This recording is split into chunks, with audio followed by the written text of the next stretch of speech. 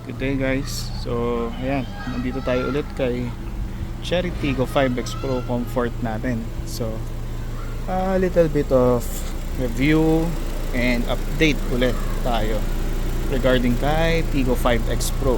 So, ayan. So, si Tiggo 5X Pro natin guys, out of the factory, meron na tayong engine cover and meron na tayong engine splash guard. So kung makikita nyo po yan dun sa ilalim, meron yan engine splash guard. And when it comes to coolant, ito po guys, so most of the time what I do sa akin sa akin previous car is to top up distilled water kapag bumababa na yung ating max level of coolant. But first start nyo po guys, usually mas mababa ng onte dito sa atin yung coolant natin. But eventually, once we start the engine and mag-circulate yung ating coolant from our radiator, okay, magbabalik siya ng coolant papunta dun sa ating coolant reservoir. Okay, so huwag tayong dagdag ng dagdag. It's always best for us to check first kung ano yung ating coolant or actual coolant level kapag ka nakastart na yung sasakyan. Kasi eventually, dahil may thermostat yung sasakyan, nakapigil muna yung coolant flow kapag ka lumamig na yung engine natin. And so, may mga coolant na natatrap sa ating mga sa ating lines na hindi pa bumabalik sa ating coolant reservoir. So, ayan, just a good thing na lang na don't always top up your coolant unless you are very much aware and you are able to confirm kung ano talaga yung coolant level natin. And then ito po guys, meron tayo ditong windshield washer tank. Okay? So much better kung magpo-purchase na tayo ng talagang pang windshield washer po na liquids or na panglinis natin talaga, instead of mag DIY tayo, kasi eventually that can affect yung motor ng ating windshield washer. So pwedeng mag-corrode siya kung hindi siya talaga applicable para sa ating motor ng ating windshield washer. So meron po kasi yan motor din sa loob na siya yung nagpupush ng fluids para lumabas dito sa ating nozzles. Okay, so ito po yung nozzles natin. So rubber siya, may protection siya ng rubber. So yan. And then usually kapag napupunta ako dito sa garahe, kahit hindi ko gagamitin yung sasakyan, bibisitahin ko, let's say umulan or something, it's best for us to always check our wirings, lalo na sa parking namin. Ayan, lupa yung sahig and exposed tayo sa elements. So what I recommend most for almost every user or every car owners is to always check your engine bay before man lang kayo umalis. So although kahit sabihin natin na brand new, less yung iisipin mo pagdating sa gas and go siya palagi na anytime pwede nyo gamitin, pero it's still it's best for us to always check muna basic checks, yung ating coolant level, yung ating engine oil, ayan. So and also syempre yung ating mga fluids katulad nito, ating brake fluids. So magandang check din natin yan from time to time, syempre just to have additional peace of mind na rin sa atin pag travel guys. So ito yung fuse box natin, ayan, kay Tiggo 5X Pro. Okay, so when it comes sa brake rotor, so brake rotors natin, madalas may mga nakikita ko sa mga sa social media sites natin or sa groups na nagtatanong, bakit po kinakalawang? So it's because dun sa ating brake disc, ayan, typical naman na metal siya and exposed siya sa tubig, sa dumi, sa grease, anything na pwedeng mag-contaminate sa kanya. And also dahil hindi siya coated or hindi siya protected, and hindi rin naman siya ceramic brakes katulad ng sa mga high-end sports car. So ayan guys, normally talagang kakaroon siya ng surface rust, pero once na ginamit niyo siya, mawawala naman yan. Siyempre dahil dun sa friction ng brake pads natin dun sa ating dito sa ating rotor, so mawawala naman yan. So ito pa, just to confirm, ayan, wala talaga siya cover dyan. So meron lang tayo na engine splash guard cover. Ayan. So ano ba mga dinagdag natin dito? So dahil sanay tayo sa sedan, before laging sedan lang yung mga ginagamit natin, so nagdagdag lang ng blind spot mirror para makita natin yung nguso ng sasakyan. So ayun siya. And yung ating rear ng yung lower rear natin, pwede natin siya makita. And syempre ito, just to also see wider visions dun sa ating blind spot, lalo na kapag magma-merge tayo sa traffic. Ayan. So maganda rin na meron tayo. And also ito, new addition sa ating mga abubot is visor or rain visor. So very useful siya na upgrade sa ating mga abubot. So itong kinuha natin, galing lang siya sa Lazada, and I can share you the link kung gusto nyo kung mag-avail, kasi ito talaga specifically yung hinanap kong klase ng windshield visor. So as you can see, it's translucent. Ayan, so pakita natin sa loob. So ayan, translucent siya guys compared dun sa ibang mga binebenta. So mas nami-minimize natin dito yung blind spot natin dahil nga malaki yung ating pillar. So adding a rain visor to your doors will actually increase the blind spot of your car or blind angle of your car. So ito yung kinuha ko, yung hinanap ko, translucent siya. Yan. So mas maganda siya compared dun sa black na plastic lang na it feels and looks cheaper. So yan. So ayun. Sorry, pinost ko lang saglit, inabante ko lang yung sasakyan. So ayan. So another addition, ito, syempre dahil nga wala tayong parking na may roof, so nagdagdag lang din tayo guys ng cover or sun protector or cover. I'm not sure entirely kung anong tawag dito, ba sunshade or something sa ating front windshield. And ayan, MPV yung size nya, and I bought this sa Concord SM North. Ang tatak niya is 11. So ayan, it's better in terms of quality dun sa mga nakikita natin sa Shopee or ano. So ayan, may kasama na siyang strap. So if you want to buy also, you can drop by sa Concord SM North or try to look if meron silang online store kay Elevo. Ayan. So ano pa ba? When it comes sa ating leather seats, so ayan, wait lang, switch ko lang sa camera settings ko dahil medyo madilim. Ayan, we're back. So leather seats natin, ang usual ko lang naman na nagawa, walang pahid-pahid tayo nila-apply dyan. I'm just used to cleaning it using a detailing brush para hindi siya masiksikan ng mga dumi sa gilid-gilid, which eventually will scratch the leather fabric.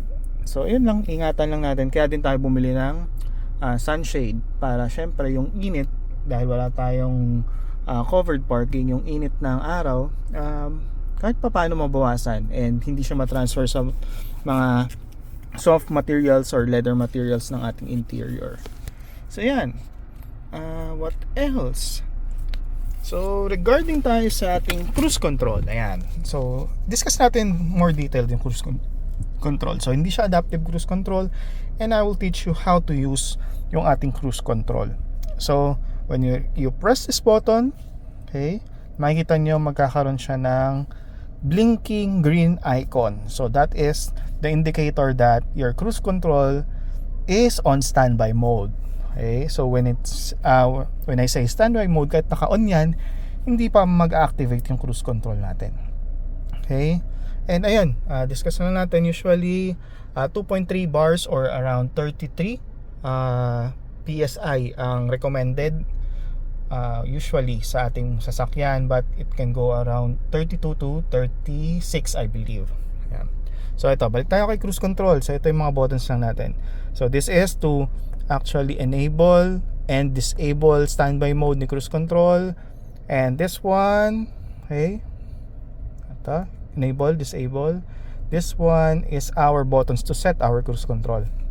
Okay, So let's say, how do we use our cruise control? Let's say you're cruising, let's say around 60 kilometers per hour, and you want it to stay cruising 60 kilometers per hour without the input of your gas pedal. So what you do is you press this set button. Okay, so once you press the set button, kung ano yung actual na tinatakbo ng ating speedometer, let's say if it's 60, 62 or something, it will stay, or it will try to stay within 62. Let's say kung minsan mag 63 siya kung pababa. So yun. So but let's say hindi mo na kailangan na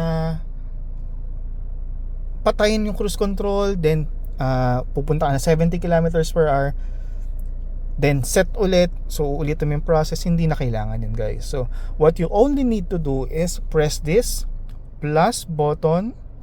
Okay, so sana mag-focus.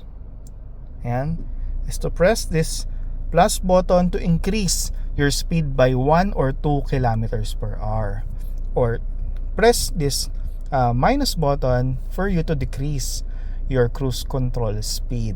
So ayan, very handy siya.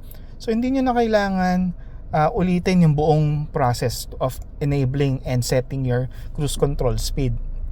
And to take note, guys, kayo pa rin yung kailangan na mag-brake kapag kailangan kay cruise control. So don't use your cruise control if you're driving sa mga kurbada or madaming likuan or a very busy road. So don't use your cruise control. So yan, mas better na talagang mag-rely tayo sa manual na pagdadrive natin ng pressing gas and brakes in order for you to accelerate and decelerate. Ayan. So any buttons na pindutin nyo dito will actually help you control your speed while you're cruising. Okay? And if you want to turn it off, pindutin nyo lang ulit to. Yan. So pagka pinindot yan, mag-i-standby mode ulit si cruise control, and it will wait for you to press it again to fully disable it or set your speed again. Okay? So yan. So kahit anong pedals ang tapakan nyo, guys, kapag ka naka-enable yung cruise control nyo at naka-set yung speed nyo, kahit anong pedal ang tapakan nyo, automatically your cruise control will be set back to standby mode. So magdi-disable yung cruise control nyo na nakaset na speed kapag ka nag-press kayo either of gas and brake pedal, kahit ano doon sa dalawa. So yan. And also, guys, magandang balita, hindi ko lang kasi na-update kagad kayo sa YouTube page natin, is I already got our OR and CR copy. So copy lang siya. So soft copy siya na sinend sa akin ng agent. So shout out to you, Sir Zek Baltazar of Cherry Quezon Avenue. Ayan, so 3 weeks or less than 3 weeks nakuha ko na yung aking ORCR. So ayan, medyo kinulit-kulit ko lang si Sir Zek, but eventually very good naman yung after sales responses and services ni Sir Zek, and I'm looking forward to our first PMS. So medyo sariwang-sariwa pa si Tigo X na 5X natin. So 391 kilometers po lang itinatakbo niya, and sana ma-break in na natin siya ng mas malayo, dahil nga meron na tayong peace of mind na kahit naparahin tayo, ayan, meron tayong mapapakitang ORCR instead of the actual what they call is loophole na laging sinasabi sa atin ng ating mga dealers. So kahit anong dealers yan, laging loophole yung sinasabi nila. Sir, I will provide you this travel permit, but ayan, I'm not saying that hindi mo pwedeng magamit yung travel permit, but it's not being honored by LTO. So ayan, so be mindful na lang. If you want to drive your car, let's say your brand new car for around 7 days, and try to just reach out to your agent na sana ma-release within 2 or less than a month yung inyong ORCR, just to be a more what do you call this, more responsible car owner. Siyempre, law-abiding citizens dapat tayo, guys. Ayan, so quick update lang tayo dun, guys. So cruise control, if you have other questions regarding it, ayan, so feel free to ask. And also, I would like you to also know another thing that I just learned with our auto hold function. So this auto hold function will help you a lot sa ating mga traffic scenarios. So let's say stop and go traffic. Let's say you're stopping for around 7 seconds, 5 seconds or something, and then you're going again, or let's say less than a minute of stop and go traffic. So it's best for you to use your auto hold function using that. But madami kasi na mga car owners, 5X Pro or 5X I think, na hindi masyadong ginagamit si auto hold. So ako din, before I wasn't using it most of the time because naiinis ako na late mag-release yung brake niya. Na sobrang diin ng brake niya, late pa mag-release kapag gusto mo nang umusad. But the trick is for you to actually use it properly is when you are stationary, guys. Okay? So kapag stationary na kayo and naka-on yung auto hold, ayan. So ayan, ayaw niya pa on yung auto hold ko dahil hindi ako naka-seatbelt. So it's reminding us to always wear our seatbelt. Kudos to you, Cherry. So wait a minute, guys. Ayan, kahit mag-review tayo. So natin yung seatbelt natin. So always wear your seatbelt, guys, even if you're just driving for a short trips. So okay, I'm back. Okay, so let's enable it. As you can see, auto hold active. Okay, let's reverse the car. Okay, then let's try to engage the auto hold function. Okay, so off muna natin. So ayan, nakapreno tayo. So nakakangali, let's say less than a minute na stop and go traffic. So you can enable your auto hold active. Okay, so ang problema kasi yung ibang ginagawa, although very gentle sila, pero constant yung pag-press nila ng gas pedal. But that's not how you disable your auto hold. For you to disable your auto hold, okay, the trick is for you to tap once. Kita niya, guys? You just need to tap once yung ating gas pedal. So eventually, when you tap once, it will automatically release and let you move. Kasi nangyayari, yung iba tawag dito, continuously nilang pinipress. So yun yung time na nagla-lock up muna or hindi pa fully release yung inyong auto hold. So yan, naka-auto hold tayo. Pag binitawan natin, hindi tayo gagalaw. Pero kapag ito ay press natin once, kita? So tap lang, a quick tap of your gas pedal, it will automatically release nang hindi na kailangan pang marinig yung very annoying sound na parang nagpipigil yung brake pedals ay brake rotors mo and calipers or brake pads, pinipigilan niya pa bago pa siya umabante. So eventually that will help you reduce your wear and tear sa inyong brake components using the auto brake or auto hold functions correctly. So ayun, pag naka-auto hold kayo, stop and go traffic, just stop your gas pedal and your car will never lock and then nagkokontrahan na sinasabi ko. So eventually Tigo 5X users will really vouch for that experience when using auto hold. So yung maingay na parang gaganin nyo muna yung brakes nyo bago kayo umabante and bago mag fully disable yung auto hold. So ayun, that will help you use your auto hold brake functionality better or properly. So yan, guys. So in terms of car aircon, so napansin ko lang dito medyo nahihirapan ako timplahin, to be honest, yung ating car aircon. Although malamig siya kung malamig, pero hindi siya yung let's say, let's turn on our infotainment. Oops, sorry for that, guys. No, I think this will actually let us. Okay, and so as you can see, guys, Ang ginagawa kong settings dito, ito, nandyan sa settings na yan, around 2 bars. And then, dito ako nagko-control sa fan speed or sa lakas ng fan ng ating blower ni aircon. So, ganun yung ginagawa ko. Instead of adjusting the thermostat most of the time, dun ako nag-a-adjust dito. Yan. Kasi, kapag ka, let's say, naka-3 kayong ganyan, hindi ako ganun ka-komportable sa lamig na binibigay niya. Unless, lalakasan ko yung fan. So, ayun. So, magre-rely ako more sa pag-control ng lamig than sa lakas ng hangin. Okay? Kasi yung thermostat niya, kapag na-reach naman niya yung desired temperature dun sa kanyang sensor or something na nandoon sa loob ng ating fan blower and evaporator, so it will automatically shut off yung inyong compressor. But still, kung mahina yung buga ng hangin, minsan hindi umaabot sa atin kahit malamig na malamig. So yun. So ganun ginagawa ko.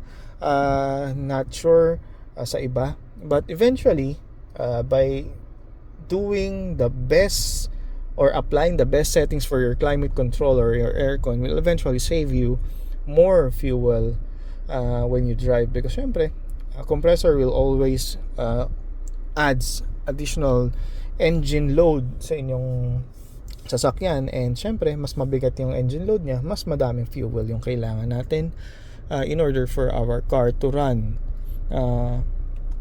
and perform as we need them to.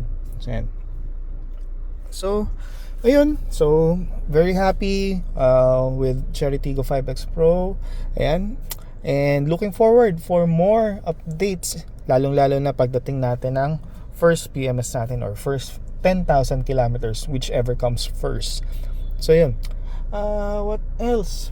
Siguro for now, that's all. And yep, if you want specific features that you want to discuss, ayan, feel free to comment on our videos. And ayan, another one before we end this video.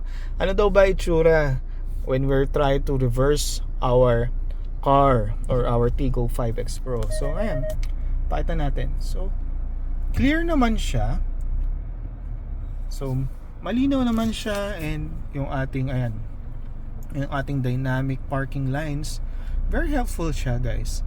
Pero syempre, ayan, this parking assist lines will just help you get around, but don't really rely on it 100%. So still check your mirrors and check your blind corners, blind sides when you're doing or when you're reversing your car. So yan. So good naman siya.